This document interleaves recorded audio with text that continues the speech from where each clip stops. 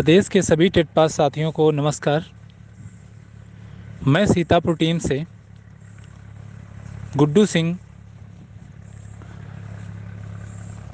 आज व्यथित मन से आप सभी के समक्ष हाजिर हूँ। साथियों, जिस तरह की हम लोगों के द्वारा मेहनत करी गई थी, जो आपका सहयोग रहा था, जिस हिसाब से कोर्ट में सुनवाई हुई थी,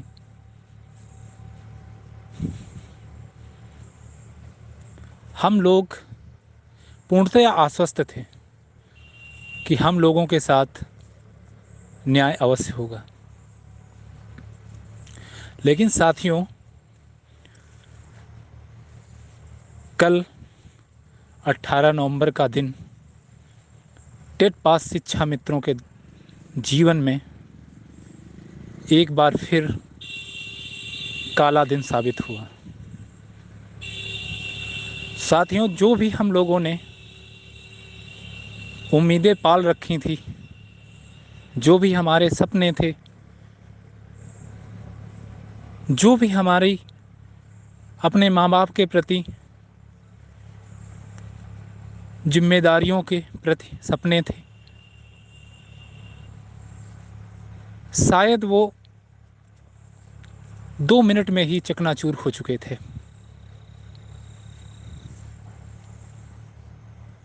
साथियों, शायद इतिहास शिक्षा मित्रों के लिए ही बनाया गया है, जिसमें 21 मई की सुनवाई को बाकायदा रोल नंबर सहित, नाम सहित लिस्ट मंगाई जाती है।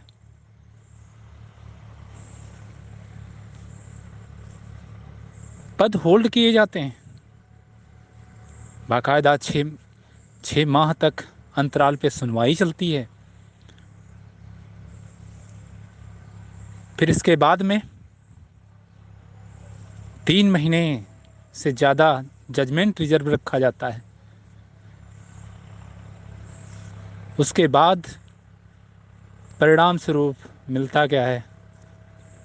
शिक्षा मित्रास, all writs, all petitions dismissed.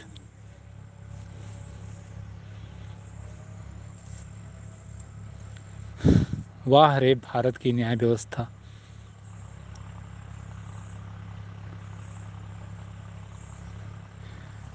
साथियों, ये हमारे साथ न्याय नहीं, बहुत बड़ा अन्याय हुआ है। अगर शायद यही फैसला पढ़े लिखे नहीं गंवार लोगों में बैठ के, बीच में बैठ के, जो हमारी ग्राम पंचायतें होती हैं, उनसे करा लिया जाता कि भाई ऐसा ऐसा था, एक भर्ती में 2 मौके, 1,37,000 पदों में 2 मौके दिए गए, एक में 40-45 रखा गया, दूसरी में 60-65 रिजल्ट आने के परीक्षा होने के उपरांत एक दिन बाद लगाया जाता है।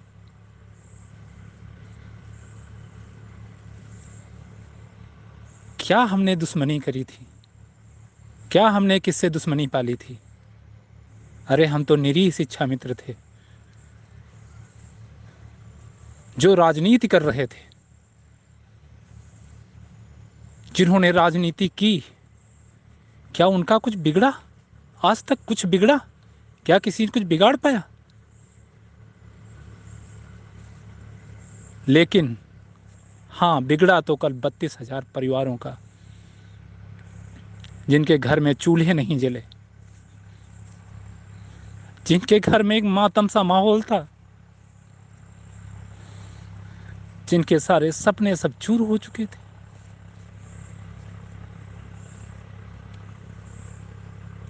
अरे एक बार सोचना चाहिए था। कि कम से कम इस उम्र में इन लोगों ने टेट पास किया है, ऊपर से 40-45 पे सुपर टेट पास किया है, एक बार कलम नहीं कापी।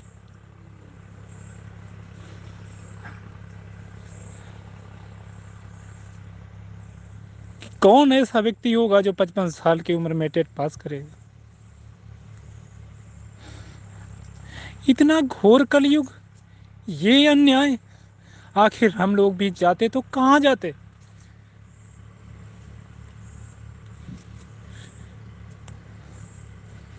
लेकिन साथियों,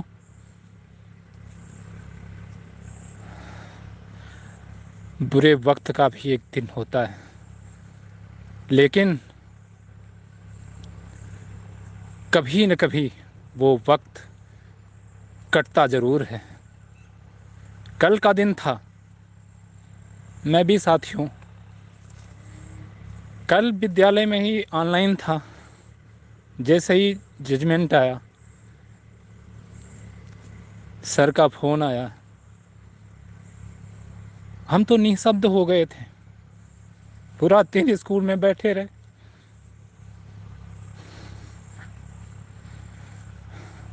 जैसे ही छुट्टी के टाइम घर पहुँचे, मम्मी ने गेट खोला।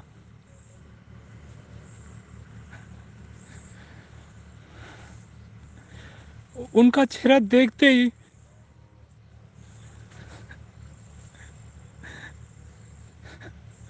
शायद वो कुछ मुझसे नहीं कह सकती थी, वो रो रही थी।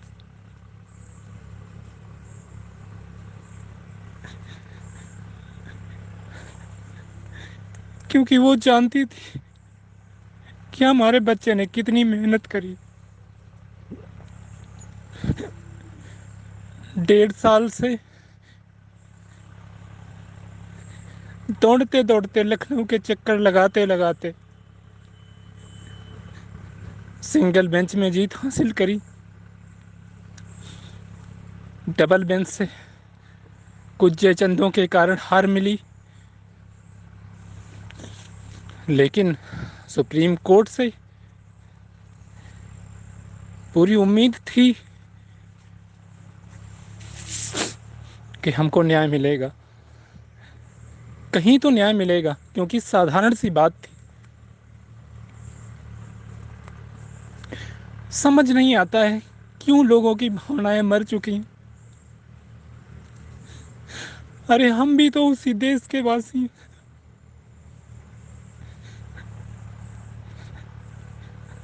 जहां पर एक लोकतंत्र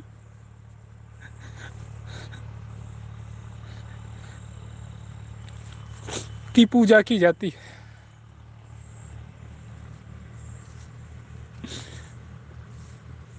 कल से हमारे पता नहीं कितने भाई बहनों के फोन आ रहे हैं।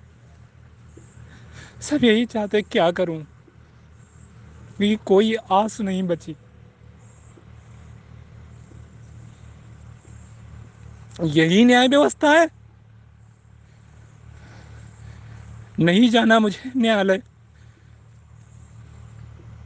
कोई नहीं जाएगा न्यायालय अगर ऐसे ही न्यायपालिका आदेश देती रही। हम साफ साफ तौर से कहते हैं, हमारे साथ न्याय नहीं, अन्याय हुआ है।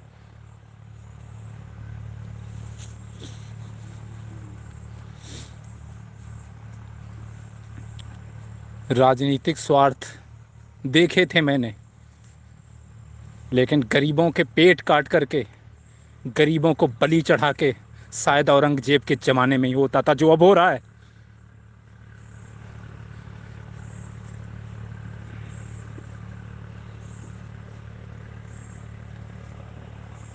आज को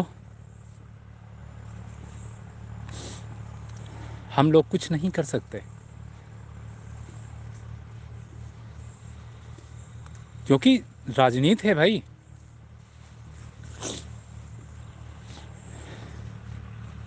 इतनी सारी सुनवाई होने के बाद जब डिसमिस ही करना था, पहले दिन कर देते। ये करोड़ों रुपया क्यों बर्बाद हुआ? लॉकडाउन में हम लोगों ने अपना सब बेच बाँच के, पूरा पूरा मानदेय लगा के, कैसे कैसे जतन करके वकीलों को खड़ा किया।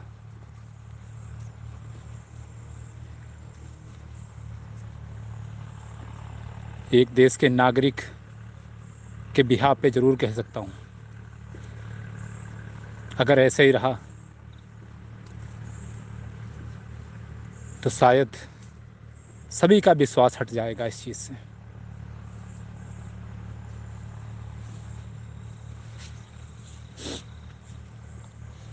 साथियों, मैं एक टीम का पैरवीकार होने के नाते कल का दिन मेरी ज़िंदगी और मौत के बीच ही झूल रहा था। शायद मैं आपके बीच आपसे बात भी नहीं कर सका, लेकिन आज दूसरा दिन था। आज मैं फिर उठ खड़ा हुआ हूँ।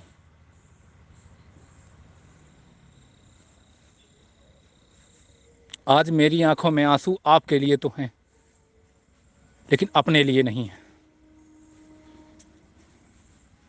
और साथियों, इसी तरह से आपको भी उठ खड़ा होना होगा।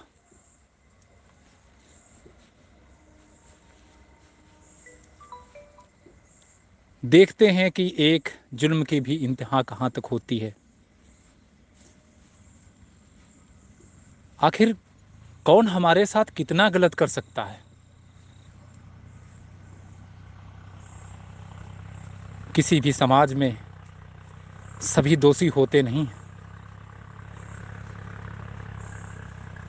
कुछ एक आध के कारण